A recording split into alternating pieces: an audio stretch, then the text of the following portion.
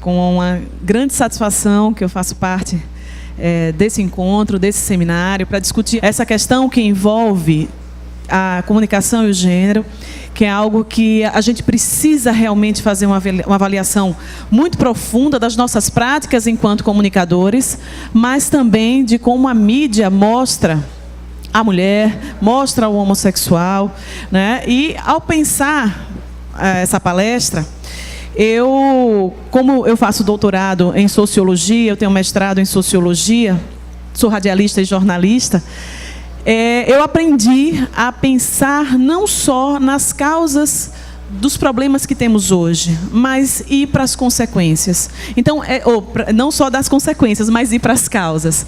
Então, é complicado a gente pensar nos problemas que temos hoje, que envolvem gênero, sem pensar na sociedade em que vivemos. Principalmente na sociedade em que construímos. Isso é o fundamental. Então, ao pensar no que falar nessa palestra, eu decidi não só focar naquilo, a forma como a mídia representa a mulher, principalmente, mas também os homossexuais. A questão do mercado de trabalho, que a gente sabe que a mulher está em franca ascensão, mas existem ainda muitos problemas que envolvem assédio moral, assédio sexual, diferença de salário. Mas como entender isso ainda em pleno século XXI, não é? E vocês vão ver que essas práticas, elas são reproduzidas há séculos. Há séculos. E nós, em pleno século XXI, ainda não conseguimos, mesmo com toda a informação que temos, com todas as lutas que aconteceram, nós ainda não conseguimos pensar numa sociedade mais igualitária. E olhe que nós vivemos em um Estado democrático de direito, como bem falou o companheiro ali, e nós vivemos tantas diferenças, nós vivemos um preconceito velado, às vezes nem tanto, mas enfim, essas relações de gênero, elas são relações muito tensas, muito tensas. E nós, enquanto sociedade, nós ainda não conseguimos suplantá-las, não é? Por mais que hajam avanços em políticas públicas, por mais que hajam avanços em leis, e por mais que hajam avanços no próprio pensar da sociedade. Então, como essa minha formação sociológica me permite investigar melhor a origem de tudo isso. Porque a gente tende a pensar que essa questão de gênero é algo natural. E não é. Essa questão de gênero é algo constituído socialmente. Isso não é natural. Então, eu queria falar, antes de a gente entrar na parte específica da comunicação, eu queria falar um pouquinho dessa evolução. Eu sei que tem muitas pessoas aqui que fazem parte de associações e que já estão nessa militância há muito tempo, deve conhecer um pouco dessa trajetória, mas eu me permiti trazer um pouquinho dessa concepção de gênero ao longo da história, para que a gente possa entender o papel do homem e o papel da mulher, né? E principalmente como se construiu essa relação. Porque os cientistas dizem que nós estamos aqui neste planeta há 250 mil anos. E se pensar, o patriarcado, que é a origem da nossa sociedade, tem em média 5 mil anos. Então é algo recente. Algo recente, se pensarmos em termos do tempo que nós estamos aqui. Mas essa relação que foi construída a partir do patriarcado, ela trouxe consequências e traz consequências até hoje. Até hoje. E nós não conseguimos suplantar. Por favor, Del. Bom, inicialmente a gente tem que pensar que a existência de uma sociedade implica mais do que bases biológicas. Se pensarmos em bases biológicas, nós temos aí o macho e a fêmea, não é? Com sentidos reprodutórios, se pensarmos em bases biológicas. Mas o gênero, portanto, diz respeito a relações entre homens e mulheres e, mais especificamente, a papéis sociais advindos de construções históricas, sociais e culturais. Eu vou falar aqui sempre homens e mulheres, mas é importante ressaltar também essa questão de gênero está muito implícita no que diz respeito aos homossexuais, que são talvez as principais vítimas dentro desses conflitos sociais, né?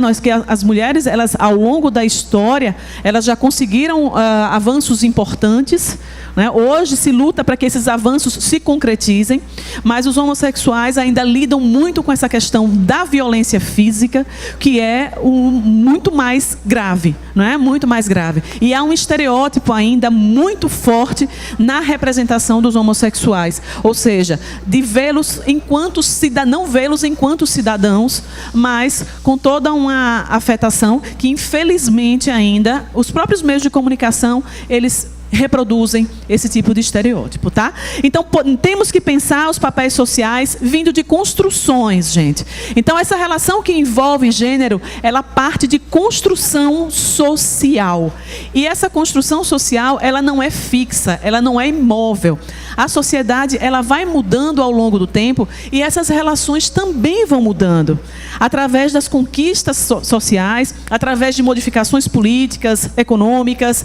E é para a gente entender o que passamos hoje, entender esse processo histórico é fundamental dentro desse processo. Porque se designou, por exemplo, que o espaço público pertence ao homem e o espaço privado é da mulher. Porque a mulher tem que ficar em casa e o homem tem que sair para trabalhar. Por que essa relação se constrói? Então não é algo novo, mas também algo que já está mudando.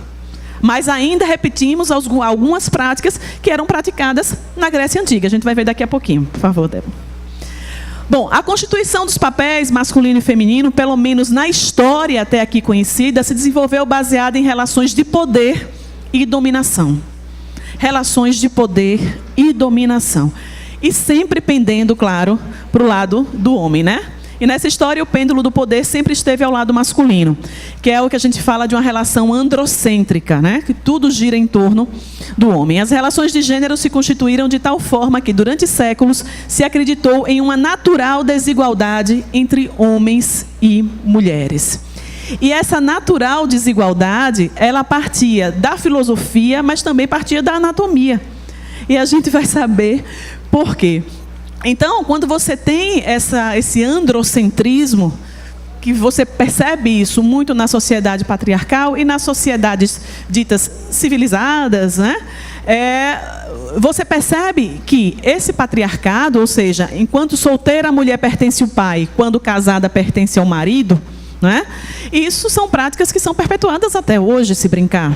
Claro que em menos escala, se você pensar em sociedade ocidental. Se eu pensar na sociedade oriental, você tem isso em larga escala e esse é algo culturalmente aceito. E é importante relacionar isso com a cultura. Então, se pensou durante séculos que essa desigualdade ela era natural. Por quê?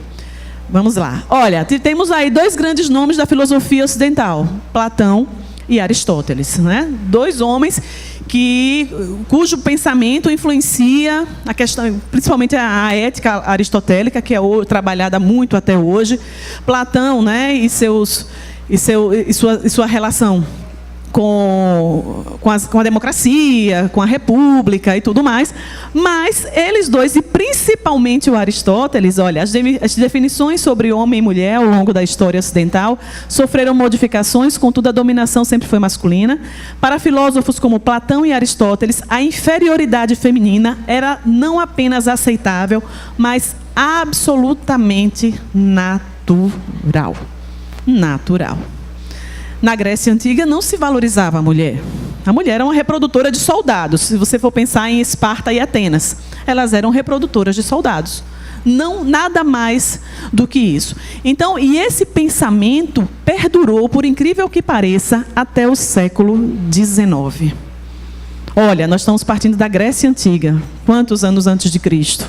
Até o século XIX, dessa era que é justamente com a Revolução Francesa, que os pensamentos, as concepções de homem e mulher, os papéis que se representavam, a necessidade de colocar a mulher como protagonista da história, esses papéis vão ser repensados. E isso é importante para a gente entender esse contexto, tá? Então, a filosofia aristotélica, principalmente, desvalorizava a mulher completamente como um ser naturalmente inferior. Por quê? Olha, na medicina e na anatomia não era diferente. O corpo humano era um só e este era masculino.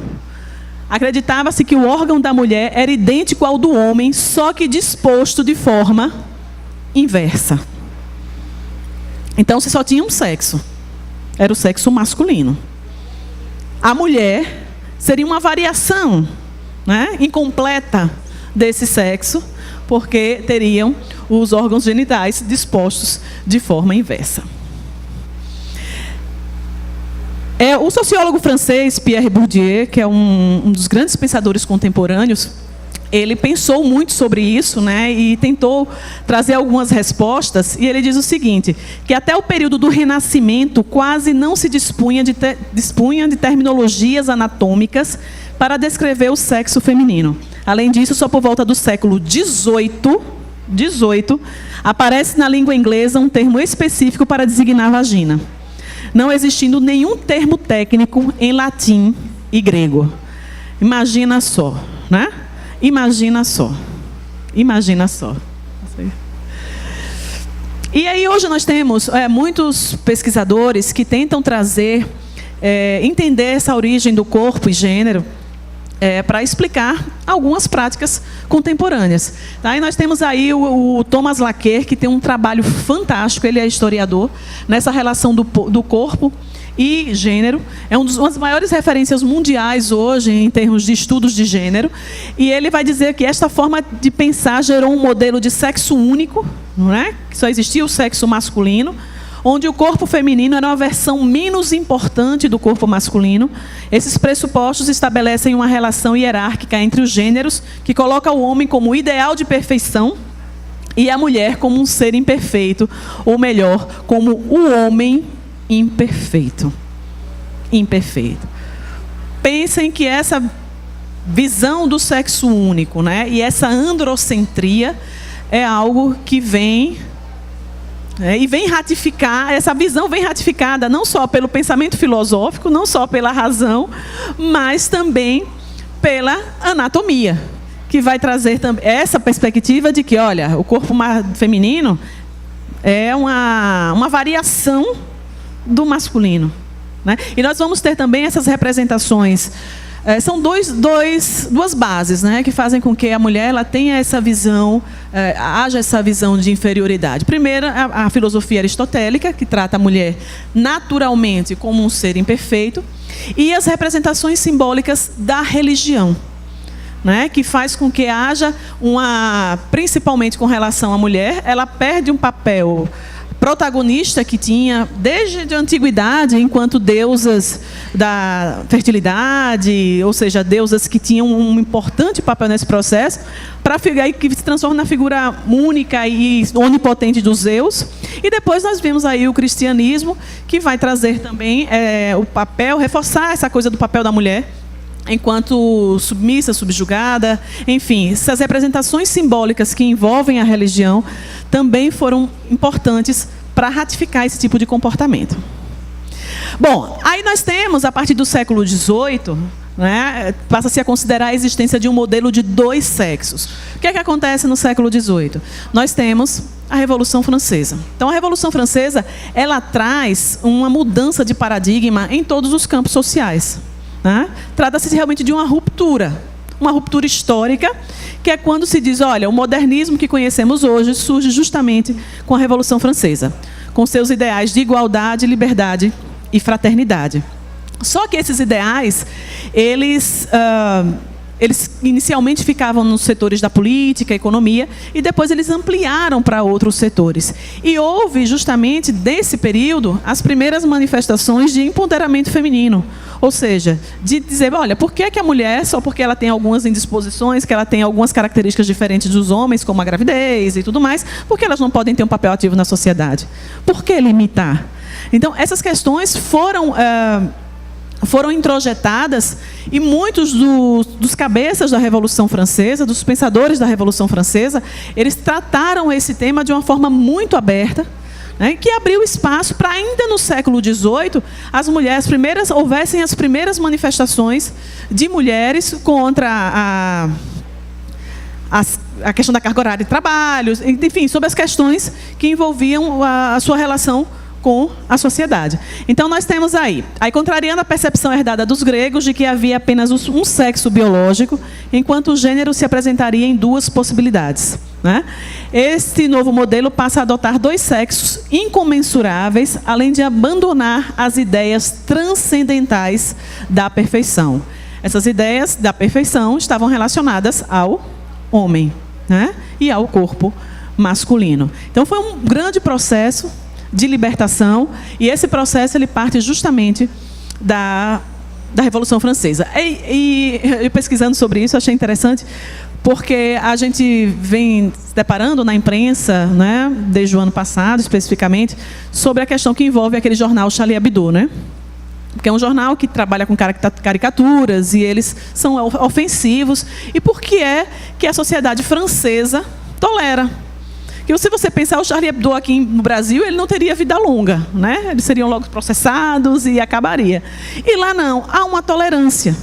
Há uma tolerância. Por quê? Porque você está tratando de um lugar que foi berço de uma revolução que mudou o mundo.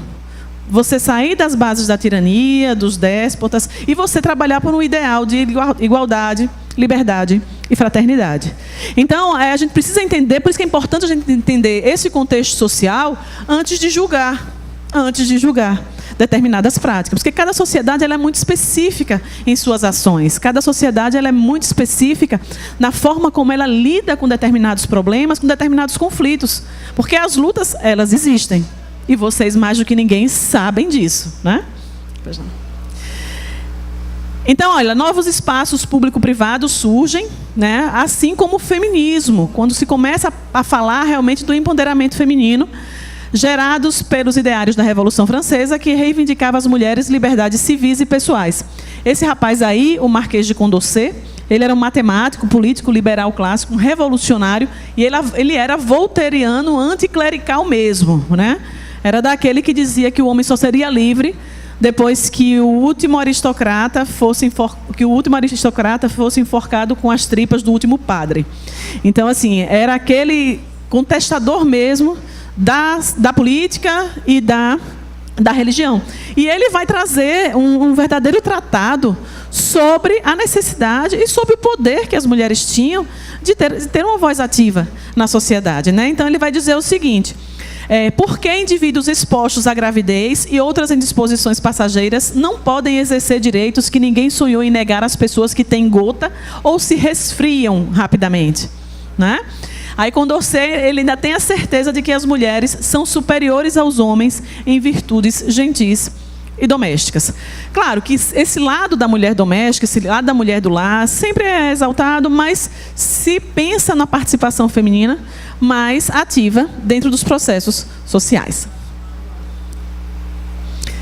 Bom, aí as relações sociais de gênero são mutáveis e variam de acordo com cada momento histórico, tá? A gente não pode pensar como algo estável. Sociedade é dinâmica. É dinâmica. Então, se nós temos ainda essas reminiscências patriarcais, esse pensamento, se você pensar, o pensamento romano, que foi base do direito ocidental, ele via a mulher justamente assim: enquanto solteira, a propriedade do pai, enquanto casada, a propriedade do marido. E se nós pensarmos na nossa realidade, aqui no Nordeste, por exemplo, eu fiz um estudo sobre as mulheres no cangaço, né? Aqui em Sergipe, só de um município chamado Poço Redondo, 9 pertenceram ao grupo de Lampião. E elas iam participar do cangaço justamente por isso, porque elas eram escravas dos pais, do pai especificamente. Elas não tinham nenhum tipo de liberdade. Bom, se eu não tenho liberdade aqui, eu vou ter liberdade. Não vou ter também liberdade no cangaço, porque elas também sofreram muito. Mas pelo menos eu vou me divertir. Para elas era um processo de libertação. A própria figura de Maria Bonita mesmo, que a gente tem muito essa figura, essa percepção muito romântica, né, da mulher no cangaço, elas sofreram muito mesmo. Até mais do que os homens, que lhes foram negadas, por exemplo, a questão da maternidade. Que elas não podiam, elas tinham filhos, mas tinham que deixar na primeira fazenda que chegasse. Era parindo e correndo, elas não podiam parar. Porque senão a volante chegava e não podiam ficar com as crianças, porque o choro poderia atrair a volante. Fora as outras coisas que envolvem a própria sexualidade, enfim, muitas outras questões. Mas se você pensar que nós temos uma herança do direito romano, né, que ainda no Brasil, no início do século XX, no Nordeste brasileiro, nós tínhamos isso de forma muito impregnada. E se formos procurar ainda hoje, ainda encontramos, porque enquanto nós vivemos na cidade, isso é mais difícil, mas se nós formos para o interior, a gente ainda encontra, porque a gente vive uma sociedade desigual. O desenvolvimento não acompanha todos de forma igual, não. A gente pensa hoje em uma sociedade globalizada, conectada, né?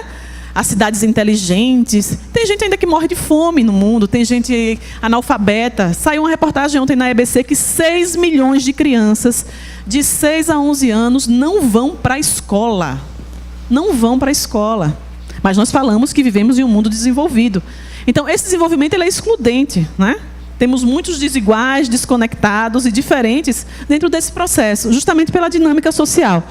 Então, contudo, não podemos deixar de perceber que o gênero se coloca como um modo de explicar as relações de poder que permeiam a relação entre homem e mulheres. Nas palavras da historiadora americana Joan Scott, que é um grande nome também para pensar gênero, o gênero é um elemento constitutivo de relações sociais fundadas sobre as diferenças percebidas entre os sexos, e o gênero é o primeiro modo de dar significado às relações de poder. Tá?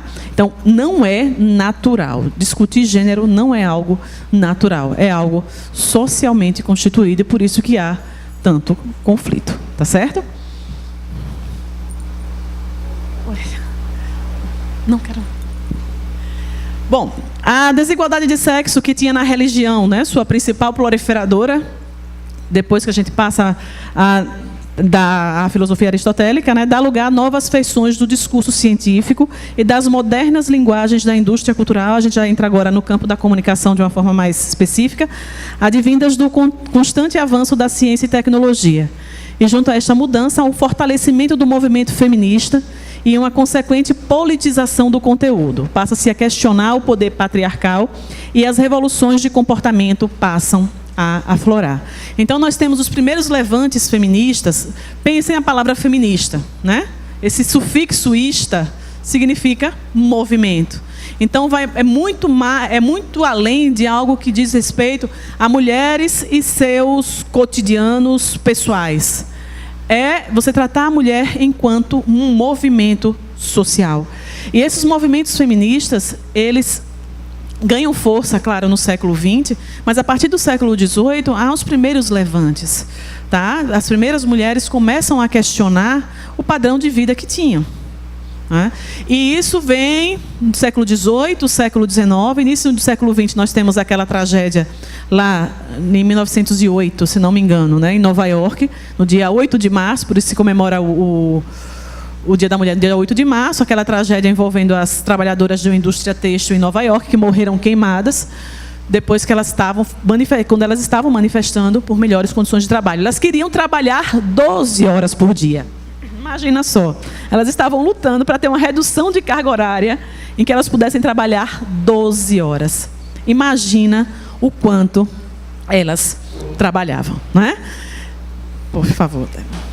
Bom, e após a Primeira Guerra Mundial, aumentou aí a presença das mulheres nos diversos setores da economia, tá? Então, há essa perspectiva de igualdade de leis, de oportunidades, né?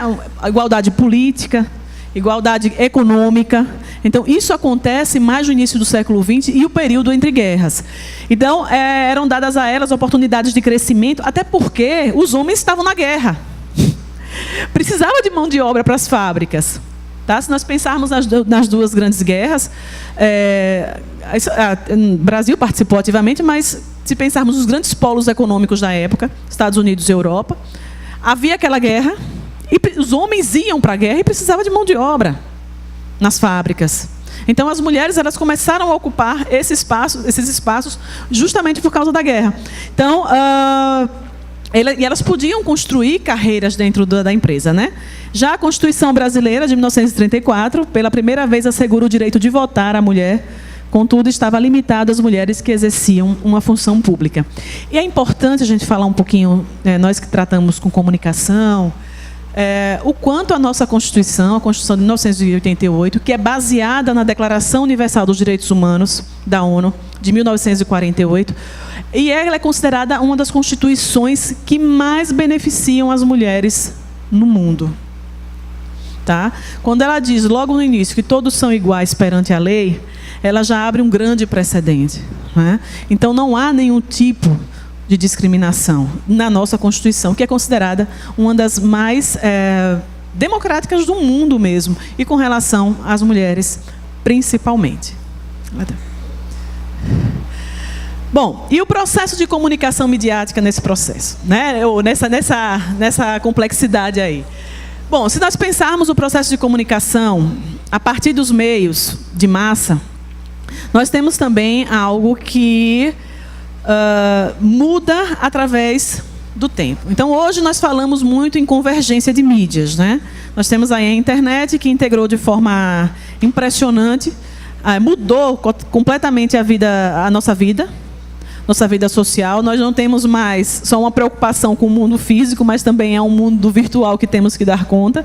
E os meios de comunicação, eles estão acompanhando esse processo. Tá? Então, o rádio, que antes só trabalhava com sentido audição, né? Você tinha que criar imagens a partir de sons. Hoje, você já tem plataformas multimídias de rádio. Ontem saiu uma informação que a Jovem Pan inaugurou seu canal no YouTube com a transmissão desse evento aí envolvendo a Polícia Federal e o ex-presidente Lula. Ou seja, estamos saindo, né, dessa questão da unissensorialidade, justamente por causa dessa convergência de mídias. E esse processo de avanço midiático, ele é muito simbólico também, né? Muito simbólico. E isso e tem uma influência muito grande na sociedade. Tá? Se nós pensarmos na indústria cultural, enquanto onde meios de comunicação são utilizados para perpetuar algumas práticas, nós vemos hoje já que não temos...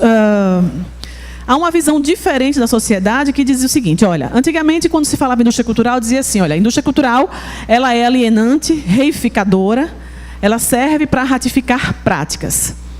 Por exemplo, se nós pensarmos na Alemanha nazista, Hitler não entregava uma casa popular que não tivesse um nichozinho para colocar um aparelho de rádio. Então, o rádio foi muito utilizado para divulgar propaganda ideológica. Aqui no Brasil tivemos aí o Estado Novo, né? Temos aí a Voz do Brasil até hoje, desde 1939, está no ar até hoje. Tem esse ranço ditatorial e tudo mais. É um importante meio, uma ferramenta de comunicação, mas nós sabemos que o rádio foi muito utilizado para isso. Hoje não, hoje nós temos um rádio bem diferente, né?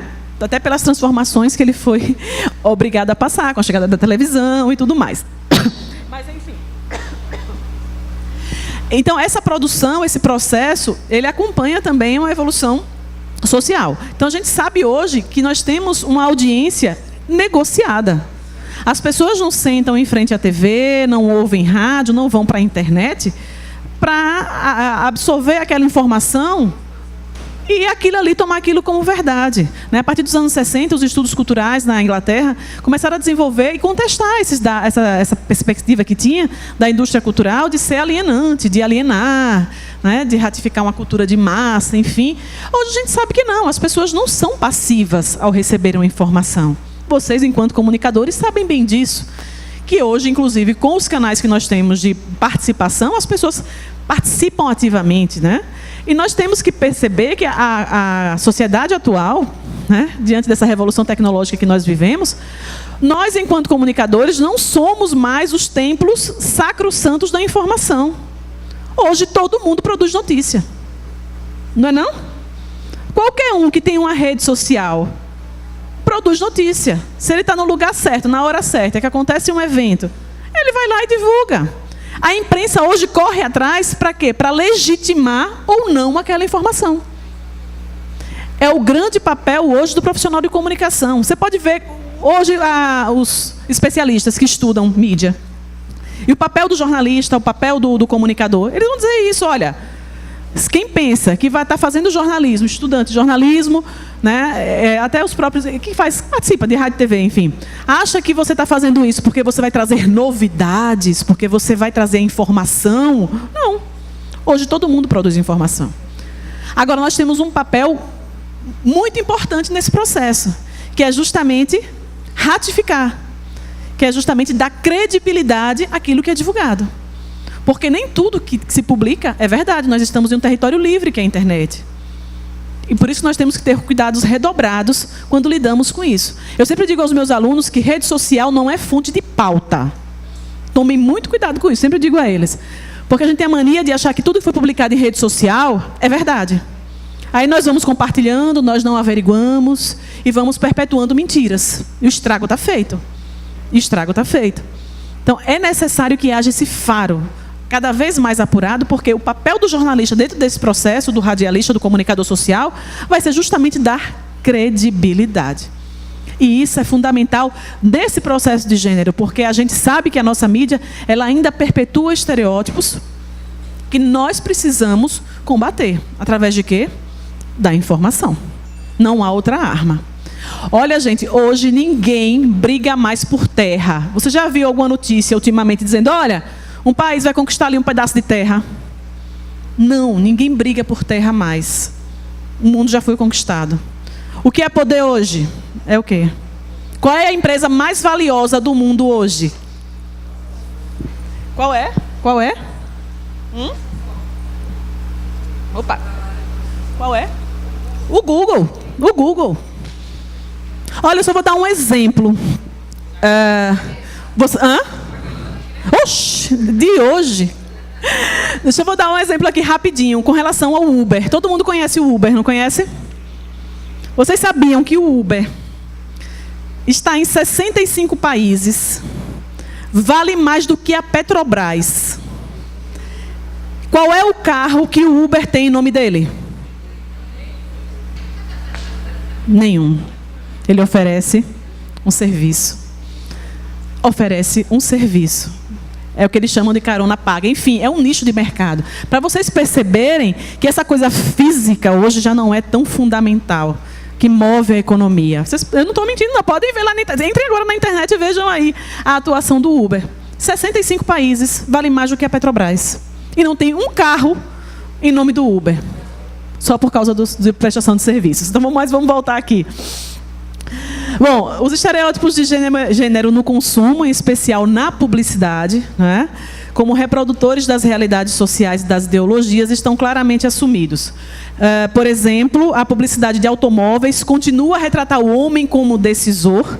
A mulher tem sido muito utilizada na publicidade por duas razões principais. Pelo seu poder de influenciar a compra, criando uma dimensão aspiracional de identificação, e pelo seu poder de sedução através de um objeto de desejo, em especial nas situações em que é utilizada apenas como elemento de decoração. Tá? Essas práticas aí são... Esse estudo foi feito em Portugal, ó. Uma pesquisa realizada em Portugal, em 2008, pela Escola Superior de Comunicação Social, aí diz o seguinte, que a mulher na publicidade é associada sempre às emoções, com gestos de ternura a mostrar felicidade e ligada à família e às crianças. Em relação aos homens, a sua percepção centra-se mais em cenas em que ele aparece a realçar as dimensões de poder do produto, associado a situações sociais, nomeadamente a festas e convívios em situações simbólicas associadas ao status. Vocês percebam que a mídia ela acaba reproduzindo essas práticas que eram feitas lá na Grécia Antiga. Né? Esses paradigmas eles ainda são reproduzidos. Claro que muitas vezes de uma forma mais implícita, tem aquilo que nós chamamos de propaganda subliminar, enfim, mas essas práticas elas são ainda centradas. Olha essa camisa aí, ó, da Luigi Bertoli. E geralmente as empresas, quando nós falamos de propaganda, elas tentam fazer meia-culpa. Não é bem assim, nada não. Olha, nós temos aqui uma camisa da Luigi Bertoli, que é uma das marcas de roupa mais conhecidas no mundo, né? Olha o que diz ali a camisa, olha. Veja como uma garota, haja como uma dama, pense como um homem, trabalhe como um chefe. Olha só. Parece bobagem, né? Mas não é. Não é. Tá? Então você pensa, você vê essa ratificação da superioridade masculina como aquela que deve ser centrada numa razão, não é? Aquilo ali. E nós temos a resposta, quando foi indagada a Luiz de Bertoli sobre essa campanha, sobre essa camisa especificamente, nós temos a resposta da empresa que diz o seguinte: a camiseta mencionada não tem qualquer objetivo machista, feminista ou político. Imagina. Trata-se apenas de mais uma estampa de moda que combina frases irreverentes com as cores da estação. Sendo assim, a Luiz de Bertoli não teve intenção ou pretensão de sugerir nenhum tipo de comportamento. E esse é o discurso de todos eles. Se você for perguntar nas marcas, as propagandas de cerveja que mais utilizam a mulher enquanto objeto, até como um brinde, se você conseguir, tem uma propaganda, não me lembro qual é, que você vai na Sibéria atrás de uma cerveja e ainda traz como brinde uma mulher, né? E isso Bom, eu trouxe aqui um videozinho, 10 minutinhos, bem interessante para a gente entender melhor esse processo, tá? Foi um vídeo produzido pelas organizações Paz com Dignidade e Revista Pueblos, né? E ele traz entrevistas com ativistas e pesquisadoras que indicam o que permitiu a criação desse padrão foi o fato de toda a comunicação de massa brasileira estar nas mãos de algumas poucas famílias. E isso é interessante a gente pensar, porque se fala muito hoje em democratização da informação. Só que essa democratização da informação, ela ainda está no campo das ideias. Né? Nós temos ainda uma mídia essencialmente oligárquica, né? Que não tem identificação nenhuma com a diversidade cultural que nós temos em um país como é o Brasil. Então, eu vou passar o vídeo aqui rapidinho, para que vocês possam... Deixa eu botar aqui. Não, eu tive que tirar, porque ele não reconheceu. Olha aqui.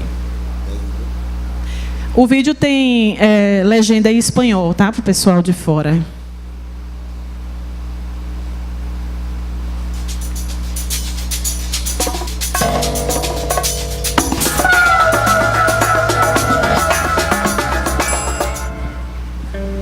O Brasil é o quinto maior país do mundo em extensão e número de habitantes, com mais de 200 milhões de pessoas. Mais da metade são mulheres e representam 50% da força de trabalho do país, sem contar a esfera de cidadãos não remunerados. Dos 6 milhões e 600 mil trabalhadores domésticos do Brasil, 6 milhões e 200 são mulheres. Do Rio de Janeiro a Manaus, da Bahia a São Paulo, nessas terras se misturam indígenas, africanas, europeias e asiáticas, dos quais apenas 47% se definem como brancos. As outras 53 são pardas, negras, amarelas, vermelhas, conforme o limitado espectro de cores utilizado pelo Instituto Nacional de Geografia e Estatística. Se somos capazes de observar essa diversidade em nossa sociedade, porque os grandes meios de comunicação mostram um único modelo de mulher. Quem está atrás dessas imagens? Quem decide o que vende? Quais são os cânones de beleza, prestígio e êxito de nossa sociedade? Em definitiva, quem controla a informação?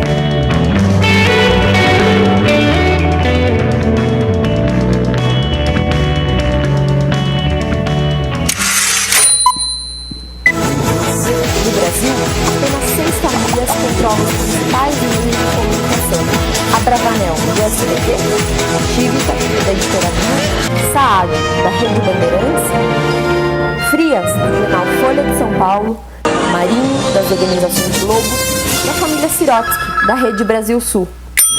Essa concentração dos meios de comunicação gerou uma disputa acirrada pelas fatias do público e da publicidade. Aos poucos, essa necessidade de vender o que é supostamente bom e bonito, aquilo que conquista a audiência, criou estándares de beleza e comportamento e acabou com a diversidade e a complexidade na representação da mulher. Hoje, só vai ao ar o que pode ser facilmente consumido pelo público, o que na prática significa uma mulher branca, magra, jovem e heterossexual.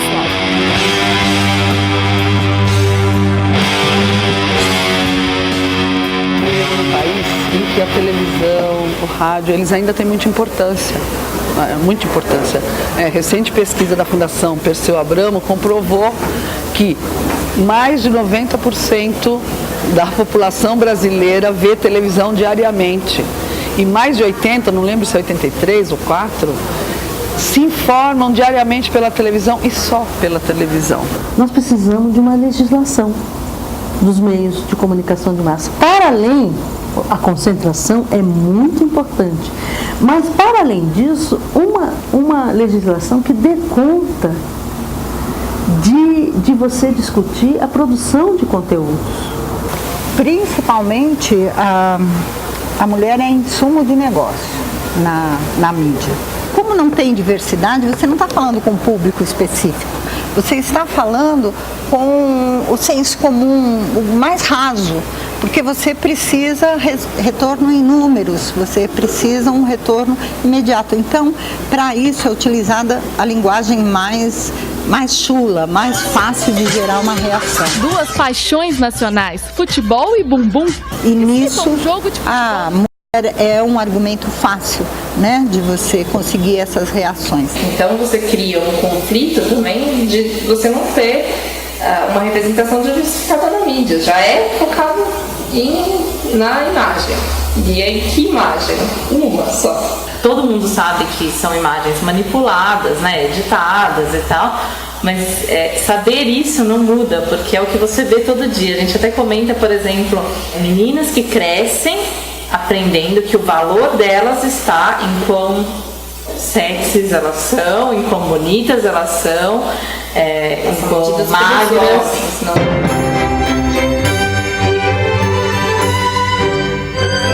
Ele tem muita importância na constituição da subjetividade das pessoas, né? Dos valores que ela vai assimilando. E a mulher, o que ela vê na TV? Ela vê circular, na maior parte dos casos, uma imagem de mulher que não é da maioria da mulher brasileira. É a loira, alta, de cabelo liso, bonita, esguia, que não combina em nada com a maioria da população brasileira. Além dos outros problemas que nós vamos aprofundar, da erotização precoce das crianças, da violência banalizada na nossa televisão. Amor, eu preciso te falar uma coisa. Da sexualidade banalizada também, do corpo da mulher mercantilizado, né? A publicidade principalmente tem essa questão da subjetividade, né? Que mulher que eu quero ser? Qual é a mulher de sucesso que os meios de comunicação vendem? Uma cidade ainda muito ultrapassada, atrasada, com uma visão desatualizada em relação às mulheres brasileiras e está num descompasso enorme com o Brasil. Quem produz publicidade nesse país? É o Mulheres que Fazem o Brasil Brilhar. É uma elite que é branca, masculina, machista e com olhar europeu para o mundo. Assim como a televisão usa o humor preconceituoso para provocar redação, como usa o sensacionalismo, como usa a violência, a publicidade, o principal insumo de negócio que ela tem é a hipererotização do corpo feminino. Pacto onde o abstrato é que decide o rumo do concreto. Como é que é? Somente nas ações práticas ou tem a ver com a psicologia? Um todo. Quando a gente fala ultrassexualização, não é mostrar uma mulher pelada, não é mostrar a sexualidade feminina por si só. É isso em comparação ao que é mostrado do lado masculino. Que associam de fato o uso e o consumo daquele produto a uma sensação de apropriação mesmo da mulher.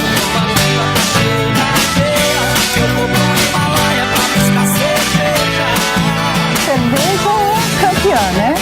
Você não pode tomar cerveja sem achar que você está tomando cerveja para ganhar uma mulher. A última propaganda da Cristal, ela acho que vai ficar para a história essa propaganda, porque não tem nenhuma mais explícita do que é o uso da mulher associada aos produtos.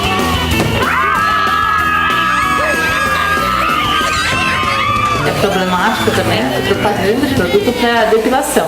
Não tem um pelo. Então a mulher se depila, ela já está pelada. Deixa a minha pele super lisinha. Você tem uma pressão enorme para a mulher ser algo que ela não é naturalmente, né? Mesmo a menstruação, é a mesma coisa da depilação, que na propaganda aparece a mulher já depilada se depilando, Na menstruação também, se aparece um absorvente, ele é um negócio azul, entendeu? É azul, não dá pra ser menos natural do que um líquido azul. A televisão ela fica conferindo o tempo todo o status a um tipo de mulher que não é compatível com a realidade da mulher brasileira, né? Não é só a imagem, não é só que não tem a mulher negra, que não tem a mulher pobre, que não tem a mulher protagonista da sociedade, né? As mulheres que são desobedientes. As mulheres que são desobedientes. De gênio forte. E de gênio forte. São chamadas de vadias. São chamadas de vadias. Então somos todas vadias. Então somos todas vadias.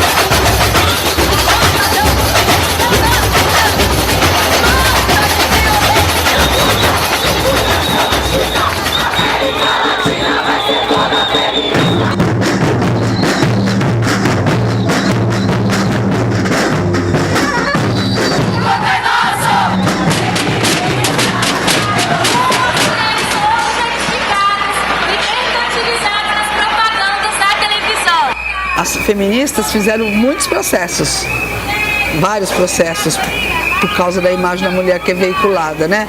Ganharam apenas alguns poucos, mas eu acho que isso já fez. Existe um movimento no Brasil para mudar as regras da comunicação. Nós temos leis que têm 50 anos já. Então, tudo que nós temos hoje em matéria de comunicação não existia na época em que essas leis foram feitas. Então, ela precisa ser modernizada e corresponder às necessidades da sociedade. E aí nós temos um projeto que ele vem de uma grande conferência nacional que foi feita em 2009, no final de 2009, mobilizou gente do país inteiro, foi apresentado então como iniciativa popular. A campanha de coleta de assinaturas para um projeto de lei de iniciativa popular que pretende democratizar a comunicação no país. Nesse projeto de iniciativa popular para democratizar a comunicação que nós estamos levando, uma das reivindicações é que tem aquela clássica divisão, 1/3 para a mídia comercial, 1/3 para a mídia pública e 1/3 para a mídia estatal.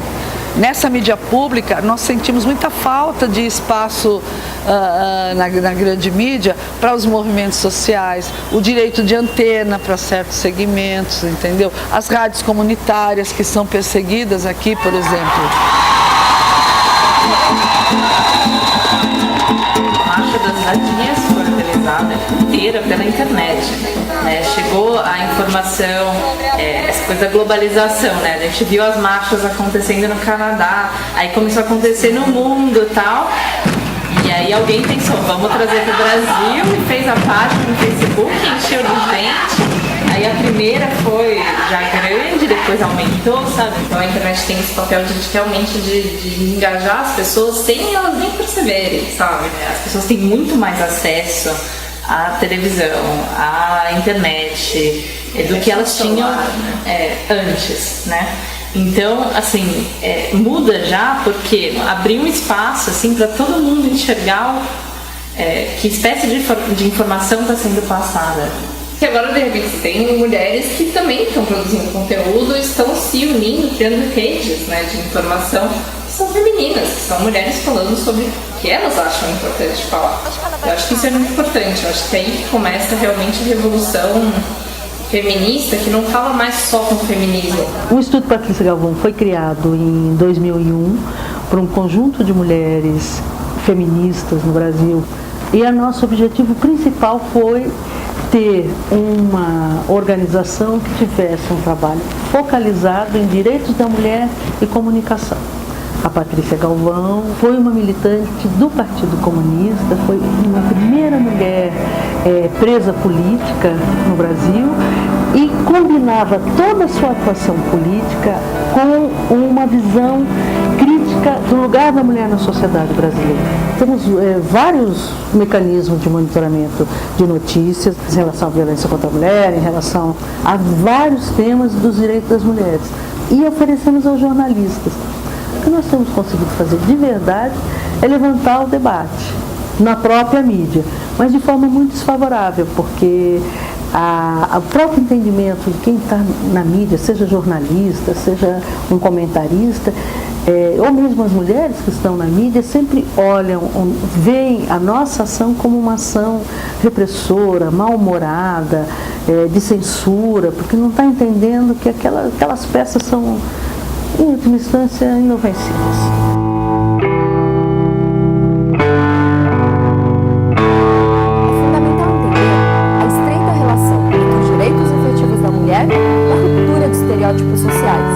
Nesse terreno, parece inegável o papel dos grandes meios de comunicação para configurar modas, clichês, orientar os hábitos de consumo e reforçar modelos de conduta. Até quando seguiremos dominadas pelo controle remoto?